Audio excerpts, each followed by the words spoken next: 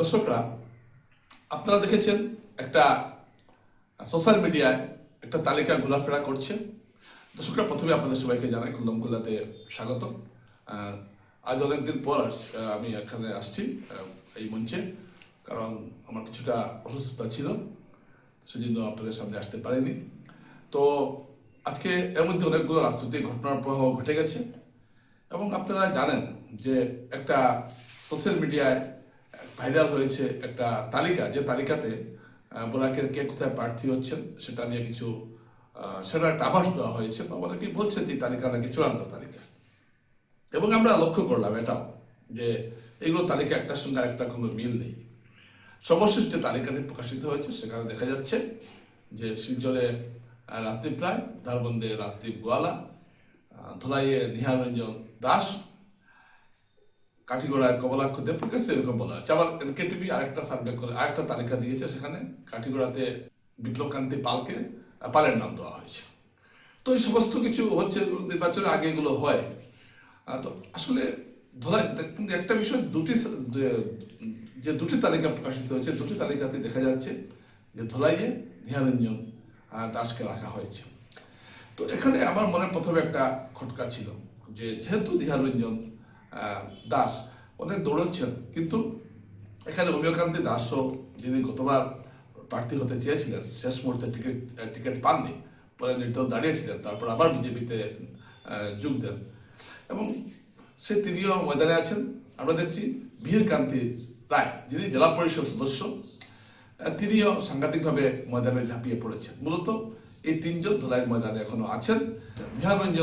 নিহারঞ্জন দাস, এখানে যেগুলো সার্ভেতে আমরা দেখছি নিহারঞ্জন দাসের নাম আসছে, এখানে একটা প্রশ্ন খুব স্বাভাবিকভাবেই উঠছে, নিহারঞ্জন দাসকে কি পরিমল শুক্লবৈদ্য পুরোপুরি সমর্থন করছেন? এখানে কিন্তু একটা বিষয়, কারণ ধলাইতে পরিমল শুক্লবৈদ্যের মতামত না নিয়ে বিজেপি কাউকে টিকিট দেবে এটা ভাবা সম্ভব নয়। যদি বিজেপিতে তেমন চরিত্রগত কোনো পরিবর্তন ঘটে থাকে, বা যে বিজেপি দল যদি এরকম একটা সিদ্ধান্ত নেয় যে না, আমরা যাকে মনে করছি তাকে দেবো এখানে পরিমল শুক্লবৈদ্যকে, তাহলে অন্য কথা। কিন্তু এরকম কিছু ঘটেছে বলে আমি জানি না। কিন্তু তারপরেও দেখছি পরস্পর বিরোধী বিভিন্ন যে তালিকা প্রকাশিত হচ্ছে, সেখানে নিহারঞ্জন দাসের নাম উঠে আসছে। দলে এবার বলেছেন যে নতুন মুখ খোঁজা হচ্ছে, এবং সেই নতুন মুখের তালিকায় এবার কি অমিয়কান্তি দাস অথবা মিহিরকান্তি রায়কে আসতে পারেন, এ ধরনের কথা কিন্তু বাজারে উঠছে।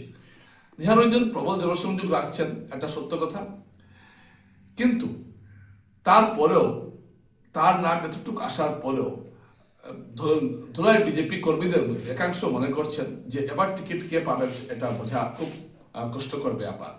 কারণ পরিমল শুক্লবৈদ্য কি অবস্থান নেন সেটার উপর কিন্তু অনেক কিছু নির্ভর করছে। এখন যদি দল পরিমল শুক্লবৈদ্যের কোনো মতামত না নেয়, সেক্ষেত্রে আমি গ্যারান্টি দিয়ে বলতে পারি, সেক্ষেত্রে নিহারঞ্জন দাসের সম্ভাবনা কিন্তু প্রবল। কিন্তু এক কথায় এখনই এটা বলার সময় আসেনি যে নিহারঞ্জন দাসই টিকিট পেয়ে যাচ্ছেন। এখানে অনেক কিছু পট পরিবর্তন ঘটার সম্ভাবনা আছে, কিন্তু এখন পর্যন্ত যে পরিস্থিতি এবং যে বিভিন্ন কথাবার্তা বাজারে উঠে আসছে, তাতে একটা কথা স্পষ্ট যে নিহারঞ্জন দাসকে সহজে বঞ্চিত করা না হতে পারে। কারণ উপনির্বাচনের পর 1 বছর তিনি কাজ করেছেন, এবং এটা দেখার আরো 3-4 মাস আছে। এই সময়সীমার মধ্যে তিনি এমন কিছু করেননি যেটার জন্য তার টিকিট কাটা হতে পারে, এটা ঘটনা। এবং তিনি জনসংযোগও রাখছেন। কিন্তু তিনি বিধায়ক হওয়ার পর পরিমল শুক্লবৈদ্যের সঙ্গে তার একটা দূরত্ব সৃষ্টি হয়েছে, যদিও এই দূরত্ব আবার মেটানোর একটা আপ্রাণ চেষ্টা তিনি করে যাচ্ছেন, কিন্তু করলেও এখন তিনি কিন্তু পরিমল শুক্লবৈদ্যের চক্ষুশূল হয়েছেন, এটা কিন্তু ঘটনা। এটা ধলাইয়ের প্রত্যেকটা বিজেপি কর্মী এটা জানেন। তারপরও বিজেপির যে ক্ষমতাশালী অংশ, যেটা বিজেপির যে সবচেয়ে ক্ষমতাশালী যে অংশ, এটা কৌশিক রায়, যিনি সবচেয়ে ক্ষমতাশালী ব্যক্তি এখন বরাক উপত্যকায়, তার আশীর্বাদ কিন্তু নিহারঞ্জনের দিকে আছে। এবং এটা একটা নিহারঞ্জনের একটা বড় শক্তি, যে শক্তির উপর ভর করে তিনি কাজ করতে চাইছেন। এর ফাঁকে নিহারঞ্জন দাসের এই যে টিকিট পাওয়ার সম্ভাবনা কি সম্ভাবনা নয়, এর ফাঁকে দিকে কিন্তু সাংঘাতিকভাবে জনসংযোগ তৈরি করছেন মিহিরকান্তি রায়। তিনি জেলা পরিষদ সদস্য, অরুণাচল প্রদেশে সরকারি চাকরি করতেন, স্বেচ্ছাবসর নিয়েছেন, তারপর তিনি জেলা পরিষদ নির্বাচিত হয়েছেন। এখন তিনি বিধায়কের টিকিটের দাবি করছেন বিজেপি। অমিয়কান্তি দাস তো আছেন। এই তিনজন মূলত ময়দানে আছেন আমরা দেখতে পাচ্ছি ধলাইয়ে। এবং ধলাইয়ের প্রতিটি অঞ্চলে আপনি যদি যান তাহলে বিজেপি যে শিবির রয়েছে এটা কিন্তু দ্বিধাবিভক্ত হয়ে গেছে। এবং আমরা পরিষ্কারভাবে দেখতে পাই যে একটা অংশ সাংঘাতিকভাবে নিহারঞ্জনের সমর্থনে আছেন, আরেকটি অংশ সাংঘাতিকভাবে নিহারঞ্জনের বিরোধিতা আসছে। এবং পরিবেশ শুক্লবৈদ্যের ঘনিষ্ঠ সুশান্ত শেখর পাল ও ভূষণ পাল এরা কিন্তু প্রবলভাবে আমরা দেখছি যে নিহারঞ্জন দাসের বিরোধিতা নেমে পড়েছেন। এবং তারা বিভিন্ন জায়গায় নিহারঞ্জন বিরোধী যে বিজেপি শিবির আছেন তাদেরকে সংঘবদ্ধ করার একটা কাজ করছেন। রাজনীতিতে এসব চলতেই থাকে, আরও চলবে। এর ফাঁকে কে কি করতে পারেন সেটা হলো বড় কথা। তবে ধলাইতে এবার অনেক কিছু ঘটতে যাচ্ছে, এটা ঘটনা। এবং আপনারা দেখেছেন যে ধলাইতে শুধুমাত্র আপনি যে বিজেপির সিম্বল পেয়ে গেলে জিতে যাবেন এটা কোনো কথা নয়। আমরা উপনির্বাচনে দেখেছি যেখানে প্রায় অনেক মন্ত্রী বা ক্ষমতাশালী বিধায়ক প্রতিটি জিপির দায়িত্ব নেওয়ার পরও হিন্দু এলাকায় বিজেপির ভোটে কিন্তু ব্যাপক ধস নেমেছিল। যদি ভাগাবাজার এলাকার মুসলমান ভোটে একটা বড় অংশ বিজেপি না পেত তাহলে এই আসনে হারতে পারত। কারণ তখন যে একটা হাওয়া উঠেছিল বহিরাগত, এই হাওয়াটা এবার যে চলে গেছে এমন নয়। কিন্তু এই হাওয়া দিয়ে এবার নিহারঞ্জনকে খুব একটা কবজা করা যাবে না। কারণ তিনি এমনভাবে জনসংযোগ রাখছেন, তার যারা শত্রু ছিলেন তাদের বাড়িতেও গেছেন, তাদেরকে আবার দলে এনেছেন। এই শত্রুদেরকে তিনি আবার যে দলে এনেছেন এটা আবার অনেক বিজেপি কর্মী সেটা আবার মানতে চাইছেন না। সব মিলিয়ে ধরাইতে একটা জটিল পরিস্থিতি বিরাজ করছে এটা আমরা দেখতে পাচ্ছি। এবং এই জায়গায় দাঁড়িয়ে এখন পর্যন্ত এবং যেগুলো খবরাখবর আসছে তাতে কিন্তু নিহারঞ্জন দাসের টিকিট পাওয়ার সম্ভাবনাটা কিন্তু প্রবল। তবে এটাও ঘটনা যে বিজেপি দলে কিন্তু আবার একটা বিদ্রোহ দেখা দেওয়ার সম্ভাবনা আছে যদি নিহারঞ্জন দাসকে টিকিট দেওয়া হয়। এটাও কিন্তু একটা ঘটনা এবং এটাও কিন্তু একটা আভাস কিন্তু আমরা পাচ্ছি।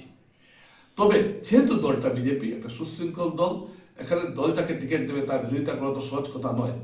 এটা আপাতদৃষ্টিতে মনে হতে পারে, কিন্তু আমরা দেখেছি যে গত নির্বাচনে শেষ পর্যন্ত বিরোধিতার অনেকটা বাগে আনতে পারলো। বহু জায়গায় কিন্তু বিজেপির বহু সদস্য সরকারি প্রার্থী তাদের দলের প্রার্থীর বিরুদ্ধে কাজ করেছেন বা কাজে বিরত থেকেছেন, এটাও কিন্তু ঘটনা।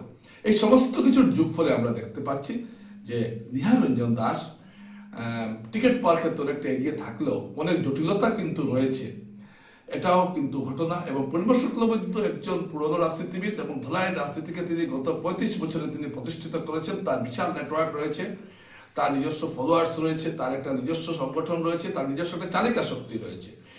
এটাকে বিজেপি দল হিসাবে সহজ অস্বীকার করতে পারবে এটা কিন্তু এই মুহূর্তে বিশ্বাস করতে কষ্ট হচ্ছে। তাই আপাতদৃষ্টিতে নিহারঞ্জন দাস টিকিটের ক্ষেত্রে এগিয়ে থাকলেও সামনের পথটা কিন্তু খুব একটা মসৃণ নয়। অনেক ঝড় ঝাপটা ঝঞ্ঝাট তাকে সহ্য করতে হবে, কারণ তার যে প্রতিপক্ষ এরাও কিন্তু সমানভাবে শক্তিশালী। এবং বিজেপি দলের ভারসাম্যের রাজনীতিতে কখন কোন সময় কি ঘটে সেটাও একটা দেখার বিষয়। সমস্ত মিলিয়ে এটাই একটা ধলাই সম্পর্কে বলা যায়। নিহারঞ্জন দাস এখন পর্যন্ত প্রার্থিত্বের দৌড়ে বা টিকিটের দৌড়ে এগিয়ে থাকলেও এটাই যে শেষ কথা হবে এমন কথা নয়। অনেক কিছু পরিবর্তন ঘটতে পারে আবার না ঘটতে পারে। তো এখন পর্যন্ত কি অবস্থা এটা আমি আপনাদের কাছে একটু তুলে ধরলাম, এবং ধলাই রাজনৈতিক পরিস্থিতিটা এখন কোন জায়গায় আছে এটা এই চিত্রটা আপনাদের সামনে তুলে ধরলাম। এই পরিস্থিতি কতটুকু বদলাবে আগামীতে, খুব ঘন ঘন বদলাবে, এবং যখনই কিছু একটা বদলাবে আমি আপনাদের সামনে সেই তথ্যগুলো এনে হাজির করব। নমস্কার।